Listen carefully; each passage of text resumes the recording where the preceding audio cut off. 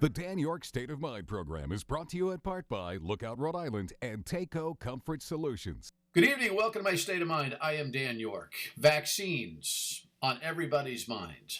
And the rush to get them is both a national, well, it's a worldwide, national, and local conversation. That's not our conversation tonight, though. Tonight we're going to talk about the ethics of the vaccines and a little burp up, if you will, by the Catholic Church on the ethics of one specific vaccine. You know, we have the Pfizer and we have the Moderna that are being shared throughout for the most part, but there's a charge coming on now for the J&J vaccine, which is a benefit in that it's just one shot versus two. And the efficacy conversation is what it is, but meaning it's okay. It's a little less than the others, but it'll get you there, reportedly. But there's an ethical challenge with this. Let me go back to a package that the networks brought to us a couple of weeks ago on this matter. Bishop Tobin put out a headline on it, which caused our concern. I went to Providence College to talk to Father Nicanor Austriaco, a scientist, a biologist, and theologian, for an explanation of this. The radio program that we did on this a couple of weeks ago was roundly received and a real benefit for those who are concerned about this matter. A compelling conversation with Father Nick coming up momentarily. But here's the background. It's been less than a week since Johnson & Johnson's COVID-19 vaccine received authorization for emergency use. But it's already facing a backlash. A growing number of leaders in the Catholic Church are calling it, quote, morally compromised. The Archdiocese of New Orleans and St. Louis, as well as the United States Conference of Catholic Bishops, claim Johnson & Johnson's shot is made from ingredients harvested from aborted fetuses. Although fetal cells have been used in a variety of medical tests to create vaccines and drugs, Johnson & Johnson says there is, quote, no fetal tissue in its vaccine. Instead, the cells used to make the vaccine are copies of fetal cells experimented upon decades ago, not the original fetal cells. And it's actually a very common technique that's used, particularly in these type of vaccines, because, again, it's tissue that was derived in 1985, nothing new. Still, the Catholic groups opposing the vaccine are urging followers to choose Pfizer or Moderna shots if given the option. They say Johnson & Johnson's vaccine should only be taken if no other, quote, ethical options are available. Health officials say that's a luxury many Americans will not be afforded. When there's a scarcity of vaccine, the best vaccine is what's available. Their stance puts them at odds with the Vatican, which in December said it was, quote, morally acceptable to receive COVID-19 vaccines that have used cells lines from aborted fetuses. Pope Francis and his predecessor have both been vaccinated. And so I'm pleased to have one of the leading priest scientists, as it was explained to me, from our beloved Providence College, Father Nicanor Austriaco, who is both a biologist, conversely a bioethicist, and a theologian, obviously. And he goes by Father Nick with his students. And so as an old Catholic student myself, I'm going right to the nickname, Father Nick. It's a pleasure to have you, and thank you so much for joining me. Thank you for having me on your show, Dan. All right, listen. This is a sticky wicket. Some may see it as inconsequential, but I can promise you, I do not. And based on the conversations that we had on the radio the other day, there are plenty of people who also do not see it as inconsequential. The bishop followed up this national conversation with this suggestion that Catholics, Christians should take a hard look at this J&J, and if you have an alternative, please seek it. I want to get to the meat of the matter pretty quickly here, but first, establish yourself. Your background as a priest scientist. How do you get there from here? Or how'd you get here from there? So I've always wanted to be a scientist, and I ended up at MIT, where I did my PhD in molecular biology. But it was actually at MIT that I encountered the Lord on the 7th of May in 1996 at 5:30 in the afternoon. And that encounter was so profound in my life that within a year, I had resigned my fellowship in London. At that point, after that, I had gone to London to do a fellowship. I resigned that to enter the seminary. The journalist in me can't leave that. What happened? It's hard to explain. I mean, you encounter love, Dan, and it just shatters. I have been Catholic all my life, but it was all in the head. And to meet the Lord and to know that he was alive as the Gospels had promised, to realize that I was called to be his best friend, that we were going to be BFFs, as my students would have it. That kind of encounter, well, it triggers a change, and it took a while. I mean, it's been 20 some years. I won't talk about it. Well, I could talk about it, but if I started talking about it, I'd break into tears. So right now, I mean, I'm trying to skirt around it, basically, okay. Right. And I'm just telling you that I'll have to speak theologically. So I'd have to say that in that moment at MIT, I realized that the Lord was alive, that he was there, and more so that I was profoundly loved, and that, I was profoundly loved. And that changed everything. It changed everything. And so I had my PhD in hand.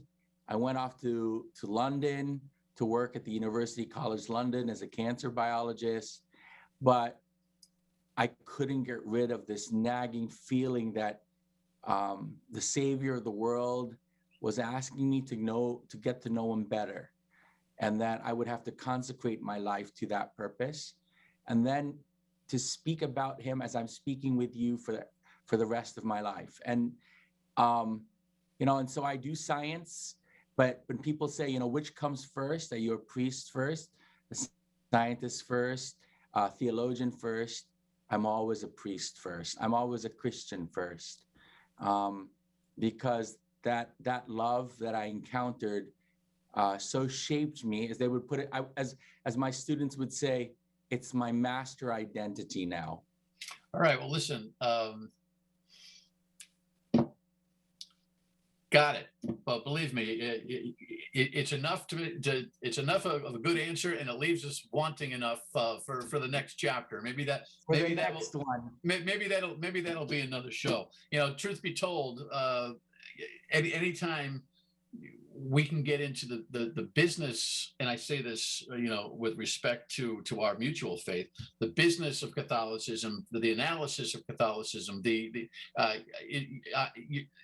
since the radio show, and even now, I can tell that you and I could do 30 shows together and not be bored. Why don't we do this? I think because that was a compelling introduction. I'm going to pause here. When we come back, we're going to get into the meat of the matter, which is this conversation about the vaccine, the ethics surrounding it, and the potential tough choices that Catholics, Christians have with this vaccine. We'll be right back with Father Nick at PC on My State of Mind. Stay tuned. Welcome back to My State of Mind. Father Nick from Providence College is a scientist. He's a priest scientist. He's a biologist, a bioethicist, a theologian in combination, and is kind enough to explain what the church in general and what the bishop advised the other day. Before we get into the breakdown, Father, specifically, when in America, we're dealing with three major vaccines for the coronavirus. We're dealing with the Pfizer and the Moderna. And then the new player in the game, late in the game, but charging now, is the Johnson & Johnson vaccine. The AstraZeneca vaccine is more in Europe at this point, and that's got to do, the challenges in Europe right now have more to do on the medical side than they do, any kind of ethical or theological side. Tell us, before we dig into the details, what is it exactly that Bishop Tobin was telling us? So Bishop Tobin was providing his flock here in Rhode Island, the Catholic faithful, who may be faced with this decision about J&J, with some guidance.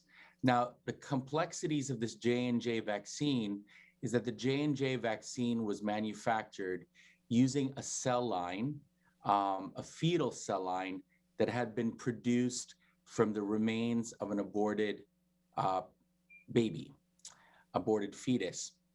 And so for some people, for a lot of Catholics, this wrinkle adds an enormous complexity into the question, because for many Catholics, especially for many pro-life Catholics, they don't want anything to do with abortion. And the very idea that they would be benefiting from an abortion that happened, in this particular case, in the mid 80s, would be troubling for them.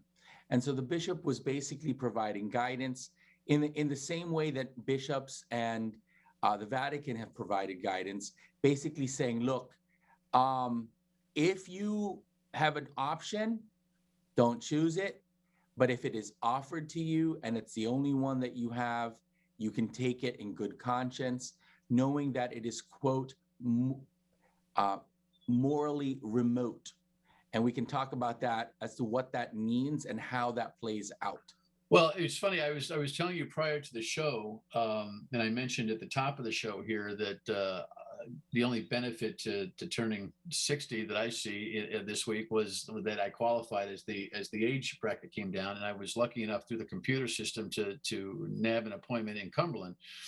And but they didn't tell us what the vaccine was, and so I was online trying to get some intel, because I didn't want an embarrassing situation. I had for the most part. It's funny. It's like my wife and I were driving to the appointment. I said, I don't know what I'm going to do if this is Johnson & Johnson. I don't know what I'm going to do. And since our interview on the radio a couple of weeks ago, it's been gnawing at me, and I prayed over it a little bit, and I don't know what I'm going to do here. We've been taking care of ourselves in the house for the most part, and being careful about where we go for the last year. If I have to wait for an appointment for a Moderna or a Pfizer, I should probably do that. I don't know. Seriously, this is the kind of thing that I was going through, and I finally got in the building, and they said, Moderna over here, Pfizer over here. I'm like, I don't know which one I am, but I literally had that kind of feeling. Now, some folks watching this can say, "Oh, for God's sake, literally, are you kidding? Really? Are you kidding?" But this is where. This isn't old-fashioned Catholic guilt, as we'd like to say, Father. This is a serious consideration, right? It's sensitivity to a historic evil, right? And you can see that outside Catholic circles. So, for example, if you look at the BLM movement and the efforts of people to topple controversial statues. For some people, they don't understand. For other people, this is a triggering point. It's a reminder of a historic evil, and they don't want to have anything to do with that historic evil. My grandfather, before he passed, would not have anything to do with Japanese goods, because he survived the Japanese atrocities in World War II in the Philippines. And he, it's not that he would say that Japanese people are evil today. That's not it. But he just didn't want to have anything to do with a historical evil that he remembered profoundly. And there's another final example of a scholar I respect deeply, who has never visited Germany and who will never visit Germany, because he does not want to associate himself with the diabolical events that happened in the Holocaust. Now, this, of course, is nearly a century ago. It's 80 years ago. And yet he is deeply sensitive to what happened then because of a familial context. And so he didn't want to go there, and he's never gone there. And yet he respects people who've gone, but he himself has forgone going to Germany. And there are people who are deeply sensitive to historical evils and react in the same way. Yeah. So, frankly, it was only when the national story came and the bishop's statement was issued, and then our conversation, that it kind of resonated with me and gave me pause. I want to talk about this remote morality in our next segment, but just so I don't forget, and because I want to check the scientist in you in a second, the difference between the J&J vaccine and Moderna and Pfizer. Moderna and Pfizer also are using cells from previous.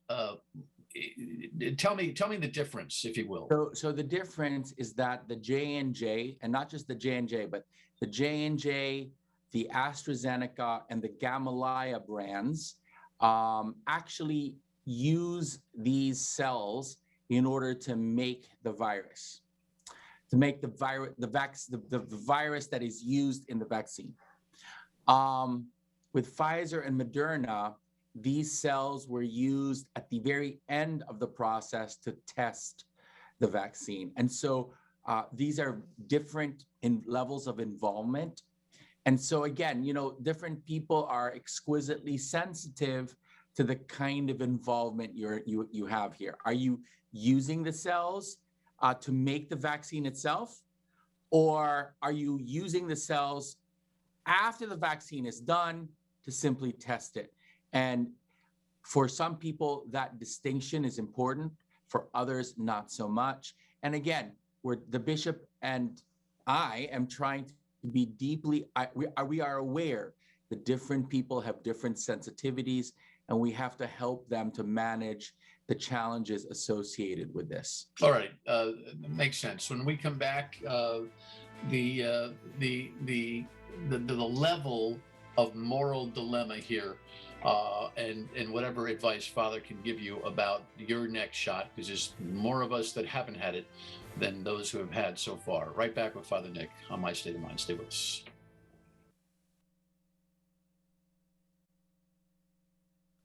Our last conversation, or segment rather, with Father Nicanor Austriaco. He is at Providence College. He is a priest scientist. He is a biologist, a bioethicist, a theologian. And we're talking about the J&J vaccine and the advisories that we've gotten on, for Catholics, Christians, about the fetal cell application and the moral dilemma here that is presented.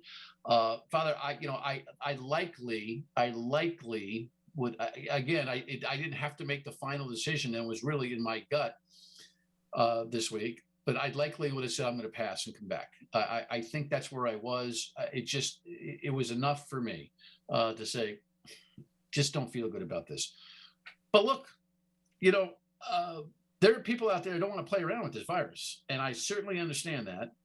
So tell me, in the end, look, Catholics always want from their priest an answer as to what is right and wrong. Now, look, I'm 60 years old now. I got to make decisions for myself, and I'll have to answer for it. But we lean on you. So if you're going to start this conversation, finish it. Tell me exactly what the advice is, say, in my particular dilemma, or for those who say, I can't take this chance anymore, and I need to get out of the house. What do you think? No, I would put it this way. There are two kinds of actions that the church thinks about. There are actions that, by their very nature, you can't reconcile them with God's plan. And these are what are called intrinsically evil acts. And you have things like euthanasia, theft, lying. But most of our actions every day don't fall in that category. I'm going to have lunch later today. Depending upon what I eat and how much I eat, well, it could be conducive to my sanctification. It couldn't be. So what I have to do is I've got to think about it. I've got to pray about it. I have to discern. This is the same kind of situation. So because this is a historical evil, because what we are going to do, whether you take that vaccine or not, is not going to lead to future abortions. And that's critical. If taking this vaccine would have meant that future abortions would have happened, we would have had to categorically rule it out. No way, Jose. What you're typically used to, Dan, in terms of the priest saying, nope. But in this particular case, because it's a historical evil, and it's really an evil that has happened 50 years ago, we have to, as I explained to you in your radio show, we have to decide, think about, pray. What are we comfortable with? What can we go to bed what can we do so that we can sleep at night? And for some people, there is a grave proportionate reason. What that means is, I live with my grandma. She's very sick. She's at grave risk. So I'm going to take that vaccine because I believe that, one, it's more important for me to protect my grandma right now. And I would say 2 thumbs up. That's a virtuous decision. Now, you could also say, well, Dan, I'm 29 years old. I live by myself. I've been able to work from home. And you know what? I'm going to just forsake that vaccine because I want to be a prophetic witness to the gospel of life. And I'll say, yeah, that's a good answer too. And it really depends on the particular circumstance. This is the kind of decision that we're encouraged to do as adults. Okay. And this is the kind of decision we have to do for this situation. And I only have a minute here, so but here's the other base question, and those who don't practice Catholic faith or who have a different view of Christianity or religion will scoff at this elementary question, but it's one that old-fashioned Catholics are going to ask. So much for my moral, how I feel going to bed at night. What does God think about it? So you can finish this with a short answer on what does God think about it? For this particular question, because it is up to prudence, God simply says, choose well, I love you anyway. There you go. As simple as that. Father, what an asset to today's environment this conversation has been. Pass this show along. Did it make sense? Huh? Does it make sense to you? Yes, it makes sense. And the key is it's got to make sense to you folks. Father, thank you so much. Father Nicanor, Austriaco from Providence College. What a blessing. We'll have a final word when we come back on My State of Mind. Stay with us. God bless you. So there you have it on the ethics of the vaccines. Hopefully you can rest easy and get yours when you can get yours. In the meantime, that's the conversation, and we'll continue to track the availability of the vaccines and whether the national and local deadlines match up as we continue to follow that story and more on here, My State of Mind, on TV and on the radio, weekdays 3 to 6 on WPRO. Have a great rest of the weekend. Good night.